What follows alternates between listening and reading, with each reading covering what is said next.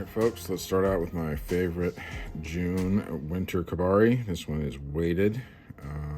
It's tied on a size 16 fulling mill Czech hook, Czech Nymph hook. It is model number FM5065. I tie this guy in 14, 18s, and 16s, 12s even too. I'm using 70 denier fluorescent pink fluorescent pink UTC. I watch a lot of Davey McPhail, and he uses uni pretty much all the time. And so I'm like used to saying it or thinking it, but this is UTC. So I get a nice little thread base down about to the barb of the hook, or the barb would, where the barb would be. The next step is I tie in a piece of pink crystal flash. You can use pearl if you want. You can use rib if you the ribbing material if you want. You could use, there's my pink crystal flash. You could leave it out completely if you wanted. That would also be fine. But I just tie in one strand to use as rib, and seems to work pretty good for me. I think it just gives me a little bit more confidence in the fly. So I'll do open wraps all the way back to the bead, and then that's at that point I will tie in my crystal flash as soon as I choke up on my thread a little bit here. There we go. Got in my crystal flash. Hold that back out of the way. Kind of just tie back to the bend of the hook. You can go a little bit farther down this bead if you want. What I recommend, if you want to do that, or around this bend if you want. If you want to do that, I recommend you turn the hook on its side like that, because since it's such a pronounced curve there, it tends to want to slip off the hook. Your thread tends to want to slip. So there you go. I'm back to where I need to be. And next up is dubbing. So I use 2 dubbings for this guy. So both of them are in this Orvis pack. It is cream and light hare's ear. So what I'll do is I'll grab a little bit of the cream, and I'll grab a little bit of the hare's ear, but I don't blend them. I just kind of leave them sort of just kind of like that. I don't blend them at all.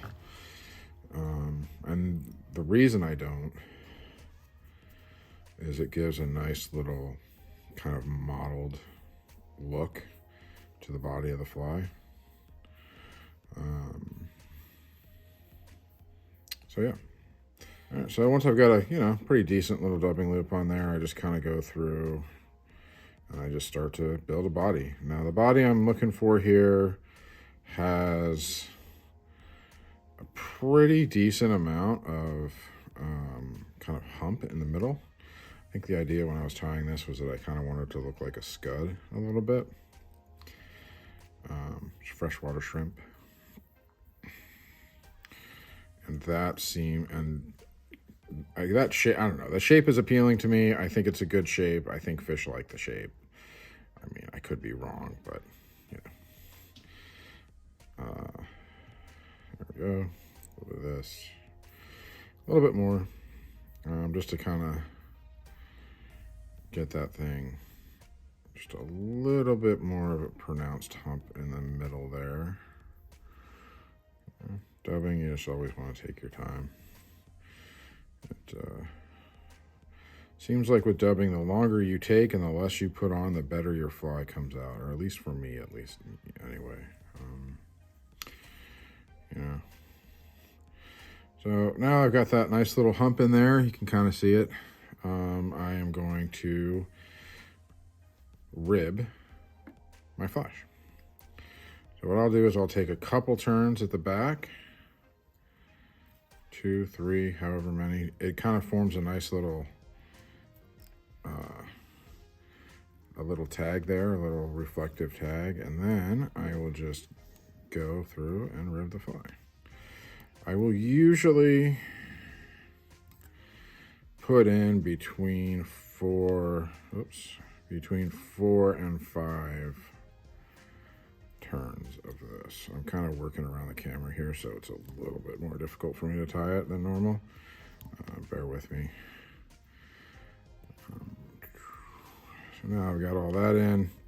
Take a turn right behind the eye, cross over my thread, and tie that in nice and tight, and I'll trim away the excess. At this point, I mean, this thing would probably fish just like that, just fine. So I've got kind of a nice dubby, buggy body with a little bit of reflective value to it. And yeah, I mean, you could just whip finish it and finish it just like that. It'd basically be a weighted killer bug at that point with a little bit of flash in it. What I like to do, however, is I grab this kind of light colored Cree Hackle, and I put a couple turns of that kind of right behind the bead there. If you want to do that, that's awesome. You need to make sure that right at this bead here, right in that spot where my fingernail is there's kind of a little landing pad for your hackle, or you're going to be kind of fighting yourself a little bit. You know, kind of figure out how big or small the hackle is that I want. I mean, that's okay, right about there. That would probably be the biggest that I'd want. So I'll start preening this off here, kind of make myself a little handle. And I only want like 2 or 3, maybe 3 or 4 turns of this max. And I'll tie it in by the tip. So I'll just preen that back out of the way. Kind of choke up on my thread a little bit. I just cross over my hackle with a couple turns in behind and a couple turns in front.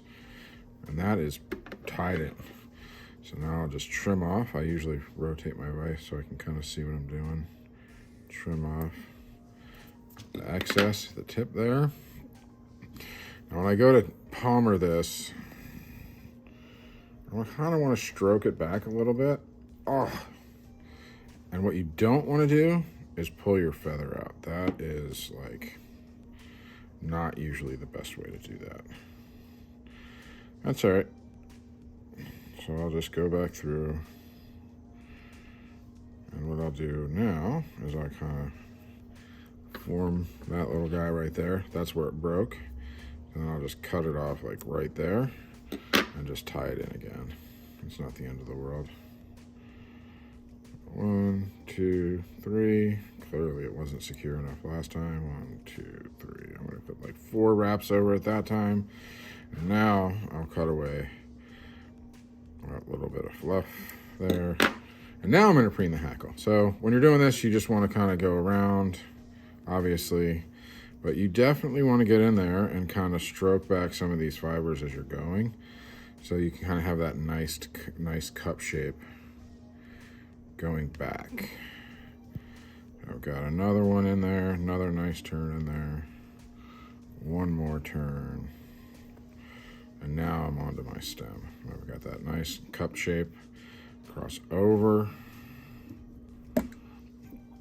my stem a couple times in front. Cross over like that. Cool. Now I'm in there. I've got this really just like crazy buggy looking fly right now, right? And that thing is like nuts. Okay, all this hackle, as you fish the fly, will tend to want to lay back on you, which is great. It basically just adds to the bulk of the body. Let's reposition this bad boy in the vise so we can see it a little bit better. Perfect. So that's what I've got. I've got this giant, just buggy mess. I'm gonna take 1, 2, 3 securing wraps up front. Now, I'm just gonna whip finish it. It's funny, it looks really cool on my side. On your side, it looks like crazy, but it does look good. that's what I'm going for. I mean, you want kind of an oversized hackle on this. Like I said, when you fish it, all that hackle is going to lay back, and it's just going to add to the profile of the body. And then, of course, when you animate the fly at all, it will, those legs, or, you know, that hackle is going to undulate a little bit, maybe give the impression of legs or whatever. Just seems to be pretty appealing to the fish.